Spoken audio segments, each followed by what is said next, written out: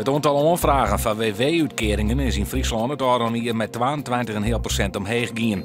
In totaal binnen er aan eind oktober goed 14.000 Friesen die een aanvraag dienen van WW.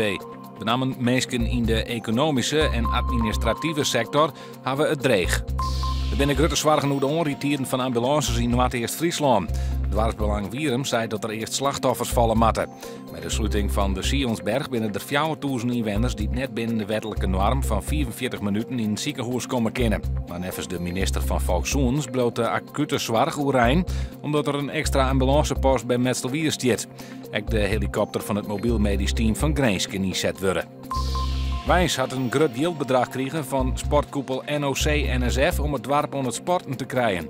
Met erom €42.000 zouden bij sporten als streetdance, zumba en sloeproeien een keer op proef draaien kunnen in het dorp.